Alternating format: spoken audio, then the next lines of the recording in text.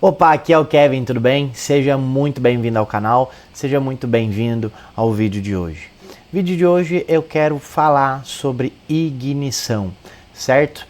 No osciloscópio, né? Então eu vou trazer no vídeo de hoje o gráfico padrão do sistema de ignição no osciloscópio e, assim, vou trazer o que você precisa saber para fazer diagnóstico no sistema de ignição através do osciloscópio, né? Porque às vezes a gente vai aprender, só que tem muita teoria, muitas coisas complexas que para o dia a dia de quem está começando não é o mais aconselhável, certo? Quem me conhece sabe que eu gosto de simplificar as coisas e tornar elas mais fáceis, mais tranquilas, mais executáveis, né? Porque técnicas muito complexas, a interpretação muito complexa, tende na correria do dia a dia não funcionar corretamente. Então, simbora pro vídeo. Ó, aqui nós temos o gráfico padrão, né? Eu vou até desenhar ele aqui, ó, pra gente trabalhar. Depois nós vamos pegar ali o gráfico mais bonitão, né? Então, assim, aqui nós temos o gráfico padrão do sistema de ignição. É importante dizer, né, que este gráfico ele pode ser pego tanto pelo primário quanto também pelo secundário. Nós vamos ter gráficos muito semelhantes num e no outro. Então, o gráfico ele pode ser capturado por ambos. Geralmente, eu indico quem está começando a capturar pelo secundário. Primeiro, menos chance de queimar o osciloscópio, né? Acabar esquecendo de botar o atenuador, alguma coisa do gênero. Segundo, nem todo carro tem acesso ao primário, então em alguns, inevitavelmente, você vai ter que pegar o secundário de qualquer maneira. E terceiro, que ele é muito mais prático para quem está começando também. Beleza? Então, ó, gráfico padrão aqui. Deixa eu explicar cada pontinho desse gráfico aqui para vocês e o que vocês precisam saber, né? Primeiro ponto, aqui ó, bem no início, é o que a gente chama de retorno 12 volt, né? A bobina está sempre sendo alimentada com 12 volt. Então essa parte mais alta aqui, ó, é o retorno 12 volt da bobina. De um lado da bobina, ela sempre vai ter um positivo.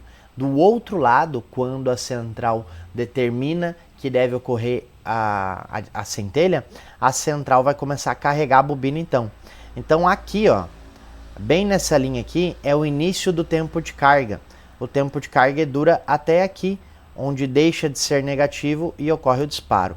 Então aqui, ó, tempo de carga, né, também conhecido como dwell time ou algum outro termo referente a tempo de ignição e tudo mais, tá? Esse é o tempo em que a central fica literalmente carregando a bobina. O que acontece? Nesta primeira etapa aqui, ó, tanto no retorno 12 volt quanto no tempo de carga, você basicamente avalia a alimentação da bobina e também o pulso da central. Por quê?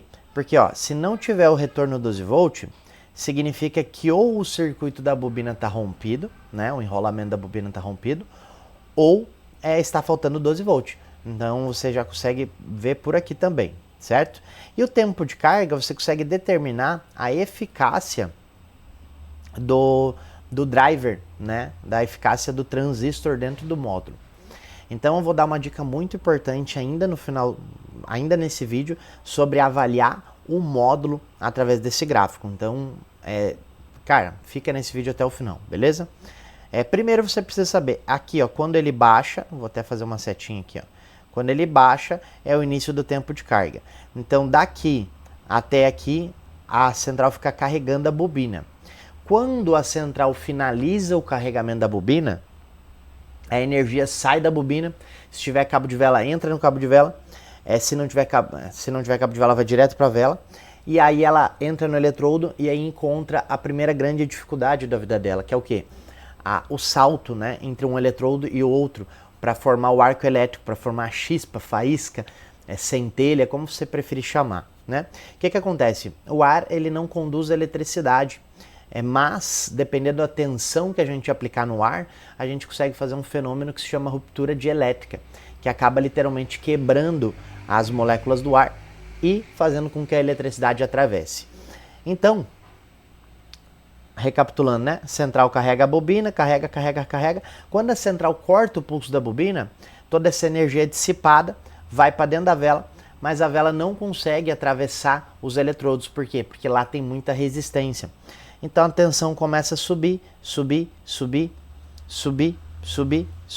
até que chega um ponto em que a energia é tanta que consegue quebrar a ruptura dielétrica do ar, romper as moléculas do ar e fazer com que a centelha seja gerada, né? Então aqui em cima, deixa eu até fazer de verde esse ponto aqui, ó. Tensão sobe, até que chega no ponto da ruptura dielétrica. A gente chama de tensão de disparo, tá? Mas aqui eu vou deixar bem técnico para você, ruptura dielétrica. Desculpa aí o jeito que tá saindo as escritas, porque geralmente eu tô no escritório, daí eu tenho uma mesinha de desenho, né? Aqui eu tô desenhando com o mouse para você. Cheguei de viagem agora, isso são 7 da noite, e o meu compromisso diário de entregar conteúdo para você até o final de 2026 segue à risca. Então eu cheguei agora de viagem, a câmera tá em cima da mala, mas eu tô fazendo um vídeo aqui para você, fechou? Sempre com máxima qualidade que a gente pode, dentro do setup que a gente tem. Beleza.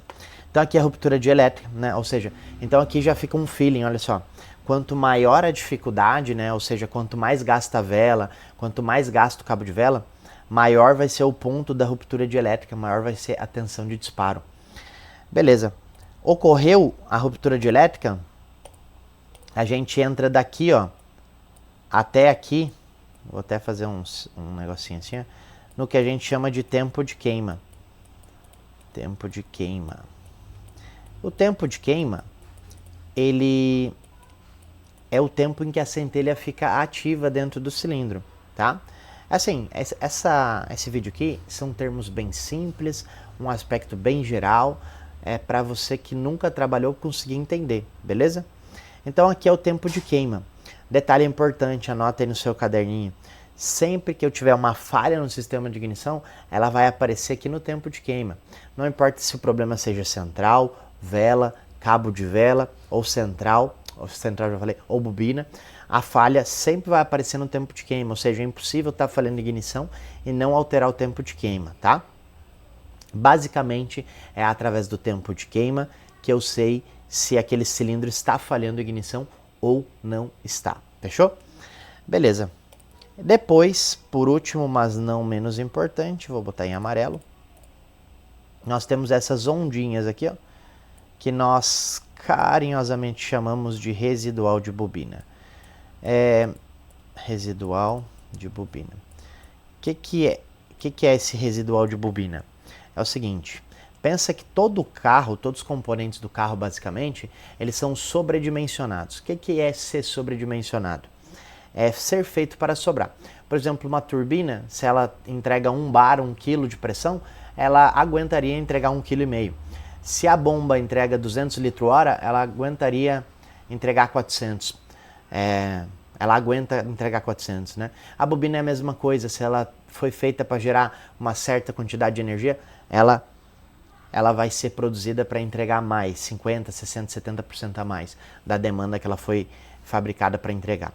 Então, quando eu estou com o meu sistema ok, vela ok, cabo de vela ok, bobina ok, motor ok, a tendência é que a ignição ocorra e no final exista o residual de bobina, que são essas ondinhas, né? Vou mostrar um gráfico de verdade aqui, ó, que vai ficar mais bonito, né? Ó.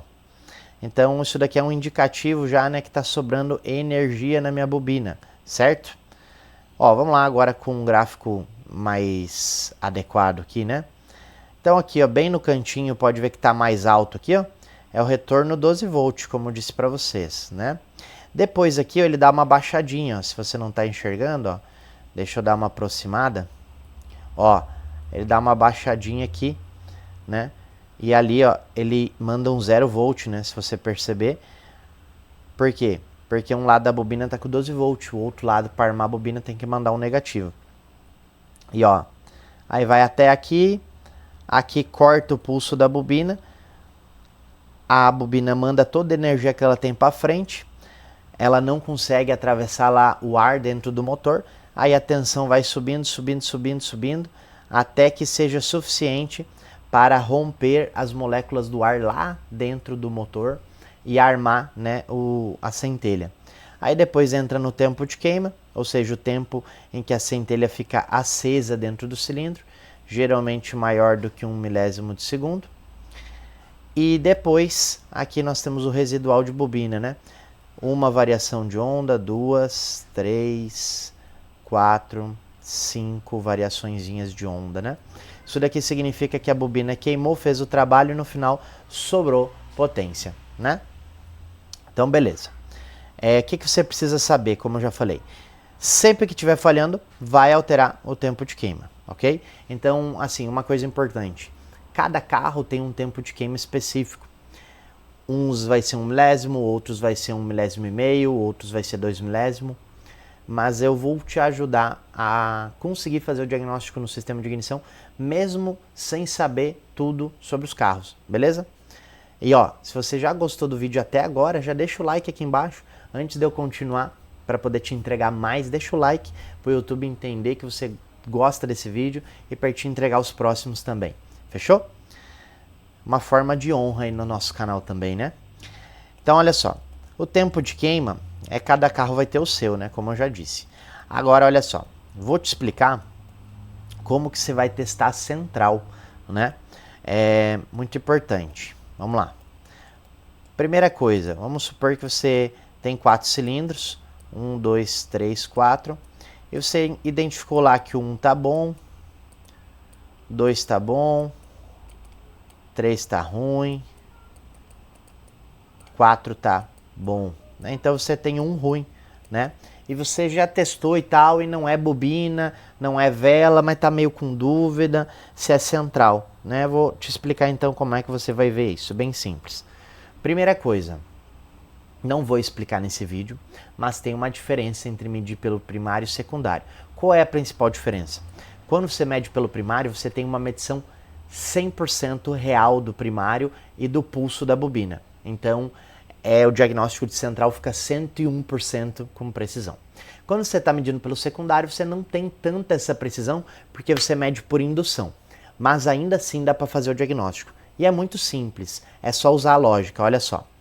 Vamos supor aqui, ó, você foi no cilindro 1, e aí o gráfico de ignição, ele tá assim, ó. Tá? Eu não vou desenhar muito aí, o segundo tá assim, beleza. Aí o terceiro que tá ruim tá assim, ó.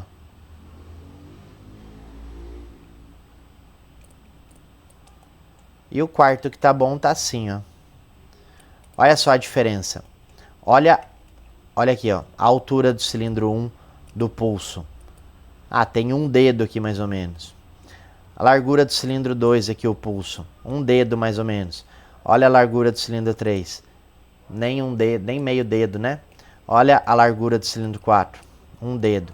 Então aqui indica que você tem um problema de central. Ah, Kevin, como assim? Por quê? Por causa que o pulso que ela está mandando está muito pequeno. Lembra que a central deve mandar um pulso aqui, ó, 0 volt. Ó, aqui ela está mandando um pulso, ó, 0 volt. Aqui ela está mandando um pulso, sei lá, 6 volt ao invés de 0. Aqui nesse caso, quanto mais volts, pior. Por quê? Porque aqui é 12, ó. Ela já tem o 12. Aqui ela tem que receber o 0. Se ela não recebe o 0, se aqui ela recebe 12 aqui em cima e recebe 6 aqui embaixo, essa bobina vai trabalhar com a metade da potência. Daí ela vai falhar. Aqui é a mesma coisa. Olha, só essa dica aqui que eu tô te dando de testar central. Através disso daqui, que é pura lógica, tá? Não precisa inventar moda, não precisa... Tem gente que quer complicar muitas coisas, eu aconselho você a não complicar, beleza? Então, assim, eu vou fazer mais vídeos sobre ignição se vocês quiserem. Então deixa aqui embaixo nos comentários se você gostou desse vídeo e se você quer ver mais vídeos sobre ignição.